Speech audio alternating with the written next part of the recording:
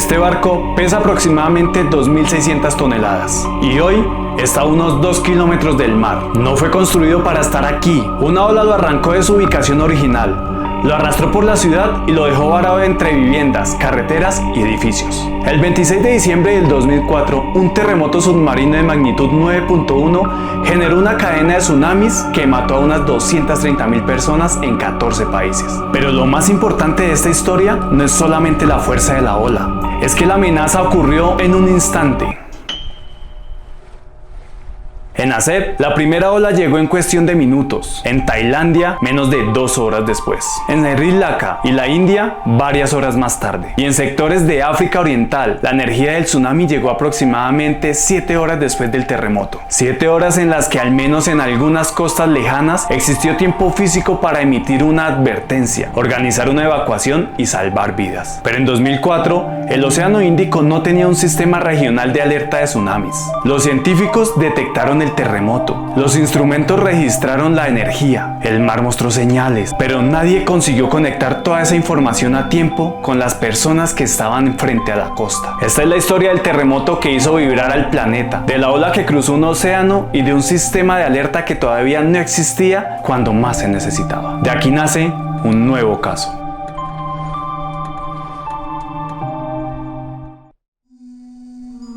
El 26 de diciembre del 2004 era un día festivo para millones de personas. En muchos países era el día festivo después de Navidad. En varias zonas del sudeste asiático, además era temporada alta en turismo. Los hoteles estaban llenos. Las playas estaban ocupadas. Los pescadores salían al mar. Las familias se preparaban para pasar el domingo juntas. En Tailandia, miles de turistas habían viajado para celebrar las fiestas de Phuket, Khao Lak y otras zonas costeras. En Sri Lanka, las comunidades frente al mar comenzaban una jornada normal. En las Maldivas, miles de personas vivían en islas bajas rodeadas por el Océano Índico. Y en el extremo norte de Sumatra, en la provincia de Aceh, nadie tenía un motivo visible para pensar que aquella mañana sería diferente. No había sirenas, no había mensajes de emergencia, no había una alerta regional enviándose de un gobierno a otro. Pero bajo la superficie, la situación llevaba siglos acumulándose. La placa india se desplaza hacia el noreste y se introduce bajo la microplaca de la zona de Birmania. Este proceso se conoce como subducción. Una placa se hunde bajo otra, pero no siempre lo hace de forma continua. En algunos sectores, ambas placas quedan trabadas. La presión continúa aumentando. La superficie puede parecer estable durante décadas y siglos, mientras bajo ella la corteza terrestre se deforma lentamente. El problema es que esa energía no desaparece, se almacena. Y cuando la falla finalmente cede, la liberación no ocurre como una pequeña grieta, ocurre a una escala capaz de mover el fondo del océano. A las 7:58 de la mañana, hora local de Indonesia, la falla situada en la zona occidental de Sumatra empezó a romperse. El terremoto se originó bajo el fondo del océano a una profundidad aproximada de 30 kilómetros, pero no fue un terremoto que liberó toda su energía desde un único punto. La ruptura se propagó a lo largo de una sección de falla de más de 1.000 kilómetros. Algunas reconstrucciones sitúan esa longitud entre 1.200 y 1.300 kilómetros. Para imaginarlo, sería como medir la distancia entre España y Polonia y hacer que toda esa línea se rompiera de una forma casi continua bajo el océano. La ruptura duró varios minutos. Algunas estimaciones hablan de 8 a 10 minutos para que la falla liberara su energía a través de distintos segmentos. Y 10 minutos pueden parecer poco, pero para un terremoto esa duración es extraordinaria. La mayoría de los terremotos libera su energía principalmente en mucho menos tiempo. Este siguió rompiéndose mientras la falla avanzaba hacia el norte. En algunos sectores, el fondo marino se elevó varios metros, y cuando el fondo del océano se mueve de manera tan brusca, desplaza la columna de agua que tiene encima. Ese es el origen físico del tsunami. No es una ola común, no es simplemente una marea alta, es la respuesta de una enorme masa de agua al desplazamiento repentino del fondo marino. Primero, la falla se rompe. Después, el fondo marino se desplaza. La columna de agua pierde su equilibrio y esa energía comienza a propagarse en varias direcciones por el océano. La magnitud del terremoto se estima en un aproximado de 9,1 en la escala de magnitud del momento. En los primeros minutos, esa cifra todavía no podía conocerse con precisión. La ruptura continuaba avanzando mientras los instrumentos intentaban calcular qué había ocurrido. Por eso las primeras estimaciones fueron inferiores. Con los datos reunidos después, los científicos determinaron que había sido uno de los terremotos más poderosos registrados instrumentalmente. La energía liberada fue monstruosa. Algunas estimaciones comparan la energía sísmica total con decenas de miles de bombas nucleares de la escala de Hiroshima. Pero aquí conviene hacer una distinción importante. No significa que el tsunami fuera literalmente una explosión nuclear. Significa que la energía liberada por el terremoto fue de una magnitud tan extrema que las comparaciones con explosiones sirven para que podamos imaginar una escala que, de otro modo, resulta casi imposible de comparar. Terremoto también hizo vibrar la Tierra entera. Las ondas sísmicas recorrieron el planeta y fueron registradas por instrumentos situados a miles de kilómetros. La redistribución de la masa terrestre produjo cambios diminutos en la rotación de la Tierra y en la posición de su eje. La duración del día se modificó en microsegundos. No es algo que una persona pueda percibir. No hizo que un día durara un segundo menos, pero es medible con instrumentos de alta precisión. Pero que un terremoto pueda modificar, aunque sea mínimamente, la rotación de un planeta, demuestra brutalmente la física del evento. Y después estaba el agua. En algunos sectores del Océano Índico, las olas alcanzaron alturas de alrededor de 30 metros. Eso equivale aproximadamente a un edificio de 10 pisos. Una persona situada frente a una ola de esa altura no estaría viendo una ola de la playa. Estaría mirando una pared de agua equivalente a un edificio que se desplaza hacia ella. En aguas profundas, el tsunami podía desplazarse a velocidades cercanas de los 800 kilómetros por hora. Eso es comparable a la velocidad de un avión comercial en pleno vuelo. Pero mientras más se acercaba a la costa, el agua encontraba un fondo marino menos profundo. La velocidad disminuía, la energía se concentraba y la altura de la ola aumentaba. El tsunami no era una sola ola viajando como una muralla uniforme, era una serie de ondas que se desplazaban en varias direcciones. La altura, la velocidad y la fuerza variaban según la profundidad del océano y la forma de cada costa, pero la amenaza ya estaba en movimiento y nadie podía detenerlo. Minutos después del terremoto, las estaciones sísmicas comenzaron a registrar las señales. En el Centro de Alerta de Tsunamis del Pacífico, ubicado en Hawái, los especialistas recibieron información sobre el evento y comenzaron a analizar sus características. El terremoto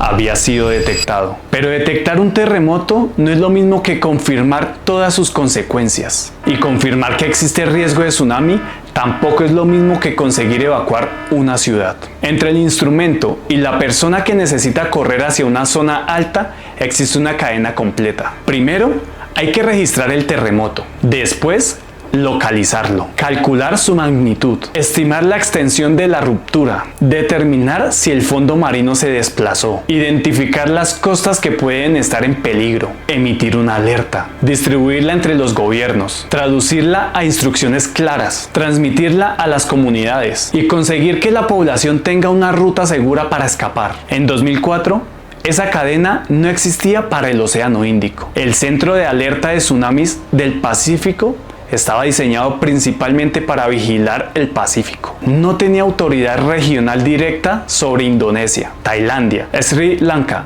la India o los países de África Oriental. No existía una organización común que pudiera emitir una orden de evacuación para todo el Índico. Tampoco había una red de sensores oceánicos comparable a la que se desarrollaría después. La información científica podía circular, pero no tenía un camino institucional claro hasta las playas. Y mientras los instrumentos registraban el terremoto, el mar comenzó a enviar su propia señal. En algunos lugares de Aceh, el agua retrocedió de manera anormal. El fondo marino quedó expuesto. Aparecieron peces y objetos que normalmente se encontraban bajo el agua. Para quienes nunca habían visto un tsunami, el paisaje podía parecer extraño, pero no necesariamente peligroso. Algunas personas se acercaron, otras caminaron hacia la nueva línea de la costa, pero el agua no se había ido, se estaba desplazando. Una retirada repentina del mar después de un terremoto fuerte o prolongado puede ser una señal de tsunami. La respuesta correcta no es acercarse, es alejarse inmediatamente de la costa y buscar terreno elevado. El problema es que una señal natural solo salva vidas si alguien sabe interpretarla. En 2004, muchas personas no habían recibido esa información. La ciencia tenía una señal. La naturaleza estaba mostrando otra, pero ambas no estaban conectadas con la población. En sectores de ASEP, la primera ola llegó aproximadamente entre 15 y 30 minutos después del terremoto, dependiendo de la ubicación exacta. No llegó como una única pared idéntica en toda la costa, llegaron varias olas, y la primera no fue necesariamente la más destructiva. El agua entró con una fuerza suficiente para arrastrar vehículos, árboles, embarcaciones, paredes y personas. Para las comunidades más cercanas al origen, el margen de reacción fue mínimo. Para entender la magnitud de esta tragedia, hay que seguir la ola por el mapa. No todas las costas recibieron el impacto al mismo tiempo. La distancia importó, la profundidad del océano importó, la forma del fondo marino importó, y la orientación de cada costa cambió la fuerza con la que llegó el agua. Aceh fue una de las regiones más cercanas a la ruptura y la zona con mayor número de víctimas. En algunos sectores, el agua avanzó varios kilómetros tierra adentro. La provincia quedó devastada. Barrios completos desaparecieron. Las carreteras quedaron cubiertas de escombros. Los puentes fueron arrastrados. Las líneas de comunicación dejaron de funcionar. En Banda Aceh, el agua no golpeó solamente la primera línea de la playa, avanzó por calles, barrios y zonas urbanas. Y entre las estructuras que quedaron fuera del lugar, apareció una imagen que se convertiría en el símbolo de la catástrofe. Un barco en medio de la ciudad. Menos de 2 horas después del terremoto, las olas alcanzaron a Tailandia. Las playas estaban llenas. Muchos turistas se encontraban en hoteles, restaurantes o embarcaciones. Otros estaban directamente frente al agua. En algunos lugares, el mar retrocedió antes de regresar, pero sin información previa. Esa señal podía confundirse con un fenómeno extraño o incluso con una oportunidad para acercarse. En Tailandia, murieron aproximadamente 5.000 personas. Entre ellas, habían visitantes de numerosos países. La tragedia se convirtió en una emergencia internacional, pero para quienes estaban en la playa, el problema era simple. No sabían que debían escapar, no sabían hacia dónde correr y no había una alerta regional que les indicara qué estaba ocurriendo. Varias horas después del terremoto, las olas llegaron a Sri Lanka. El tiempo físico era mayor que en Aceh, pero el tiempo físico solo se convierte en tiempo útil cuando existe una advertencia. Más de 30.000 personas murieron en Sri Lanka. El agua alcanzó comunidades costeras, viviendas, comercios y vías de transporte. Uno de los episodios más recordados ocurrió en Peralilla. Un tren costero circulaba cerca al mar cuando la ola lo golpeó. El convoy fue desplazado y destruido. Cientos de personas murieron en uno de los peores desastres ferroviarios de la historia. La tragedia del tren resume el problema de aquel día. El agua llegó después de haber recorrido una distancia enorme, pero la advertencia no recorrió esa distancia a tiempo. La India también recibió el impacto, especialmente en Tamil Nadu y en las islas Andamán y Nicobar. Murieron más de 16.000 personas según las estimaciones más citadas. En las islas cercanas al origen del terremoto, el margen de reacción fue limitada. En la costa continental, el intervalo fue mayor. Pero en ese momento tampoco existía un sistema plenamente operativo que conectara la detección científica con una orden de evacuación para la población. La ola alcanzó grandes ciudades, aldeas pesqueras y zonas bajas. Donde encontraba una costa vulnerable, el agua avanzaba. En las Maldivias, muchas islas se encuentran apenas a unos metros por encima del nivel del mar. En lugares así, una variación repentina del agua puede cubrir calles, viviendas e infraestructura esencial. La geografía que permite vivir cerca del océano también puede convertirse en una vulnerabilidad cuando no existe tiempo suficiente para evacuar. La energía del tsunami continuó viajando hacia el oeste, aproximadamente 7 horas después del terremoto. Las olas alcanzaron sectores de África Oriental, Somalia, Kenia y Tanzania recibieron el impacto al igual que otros puntos del Océano Índico. Para las comunidades más lejanas habían transcurrido horas desde el inicio del terremoto. Ese era el margen físico, pero no existía una red regional preparada para analizar la amenaza, emitir un aviso y hacerlo llegar hasta cada comunidad costera. La ola viajaba conectada por el océano. La información viajaba fragmentada entre instituciones y esa diferencia costó vidas. Ahora podemos volver al barco que vimos al principio. El PLTD Apunk 1 era una central eléctrica flotante utilizada para suministrar energía en banda C. Cuando llegó el tsunami, la fuerza del agua lo arrancó de su ubicación y lo desplazó aproximadamente 2 kilómetros tierra adentro. Terminó varado entre calles y viviendas en un lugar donde un barco no podría estar. No es una escenografía, no es una imagen creada para representar la fuerza de la ola, es un objeto real, desplazado por el agua y detenido en medio de la ciudad. Su presencia permite entender la escala de lo que pasó mejor que cualquier cifra. Un automóvil puede ser arrastrado por una inundación, una casa puede ser destruida, pero cuando una estructura de miles de toneladas aparece a kilómetros del mar, el objeto mismo conserva la trayectoria de la catástrofe. El PLTD Apunk 1 quedó como una evidencia visible de la fuerza del tsunami. Hoy es un sitio conmemorativo, pero antes de convertirse en un monumento, fue parte de una ciudad que dejó de existir en cuestión de minutos. Mientras este barco era empujado por la ciudad de Banda Aceh, la energía del tsunami continuaba viajando hacia otras costas del Océano Índico. En algunos lugares, la ola llegó en minutos, en otros, tardó horas. Ese es el detalle que convierte este caso en algo más que una historia sobre una ola gigantesca. La amenaza tenía diferentes tiempos de llegada, pero el sistema de alerta no estaba preparado para utilizar ninguno de ellos. En total, aproximadamente 230.000 personas murieron o desaparecieron en 14 países.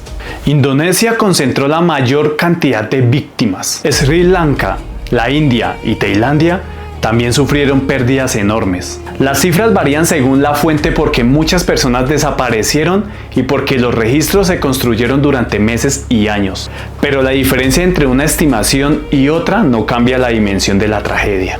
Más de 1 millón de personas quedaron desplazadas.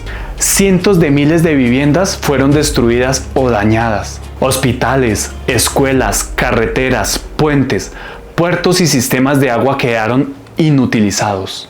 Y la emergencia no terminó cuando el agua retrocedió. Comenzó una segunda crisis: encontrar sobrevivientes, atender a los heridos, identificar a los muertos, evitar enfermedades, reunir familias, reconstruir ciudades. Una comunidad no se mide solo por sus edificios. Cuando el agua arrasa una ciudad, también se lleva documentos, fotografías, negocios, embarcaciones, registros y redes familiares. Se lleva parte de la memoria. El territorio de Sumatra también dejó una huella a escala planetaria. Las ondas sísmicas fueron registradas en todo el mundo. La redistribución de la masa terrestre produjo cambios diminutos en la rotación de la Tierra y en la posición de su eje. La duración del día se modificó en unos microsegundos. No es algo que una persona pueda percibir. No hizo que el día durara un segundo menos, pero es medible con instrumentos de alta precisión. Esto no convierte al terremoto en una especie de evento sobrenatural. Lo hace precisamente algo más impresionante. Un fenómeno completamente físico, explicado por el movimiento de las placas tectónicas. Fue tan energético que dejó una señal en la dinámica del planeta entero. A escala humana, vimos un barco arrastrado por el agua. A escala geográfica, vimos cómo la corteza terrestre libera la tensión acumulada durante siglos. Después de la tragedia, la ausencia de un sistema de alerta para el Océano Índico dejó de ser una carencia técnica poco visible. Se convirtió en una lección imposible de ignorar. La Comisión Oceanográfica Intergubernamental de la UNESCO impulsó la creación del sistema de alerta y mitigación de tsunamis del Océano Índico. Durante los años posteriores se desarrollaron redes sísmicas, mareógrafos, sensores oceánicos y centros nacionales de alerta. También se elaboraron mapas de inundación, rutas de evacuación y simulacros comunitarios. El objetivo era construir la cadena que había faltado en 2004. Pero la tecnología es solamente el primer eslabón. Un sensor puede detectar una alteración, pero no puede evacuar una aldea. Un centro de alerta puede emitir un mensaje, pero no puede garantizar que llegue a una comunidad sin electricidad o cobertura telefónica. Una sirena puede sonar, pero no puede asegurar que todos sepan hacia dónde correr. Y una alerta correcta puede fracasar si nadie ha practicado antes la evacuación.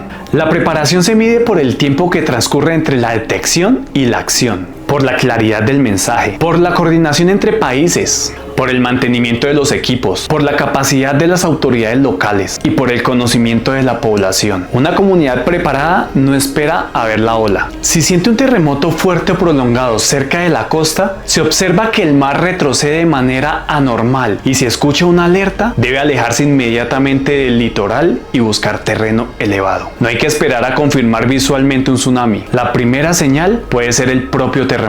La segunda puede ser que retroceda al mar. La tercera puede ser el sonido de la evacuación. La regla es simple: si el mar se retira de forma anormal, aléjate de la costa. La gran lección del 2004 no es solamente que se necesitan más instrumentos, es que los instrumentos deben estar conectados con instituciones preparadas y comunidades capaces de evacuar, de actuar. El tiempo no salva vidas por sí solo. Lo que salva vidas es una advertencia que llega, se entiende y se convierte en una decisión. El 26 de diciembre del 2004, el Océano Índico recibió el impacto de uno de los terremotos más poderosos registrados por la humanidad.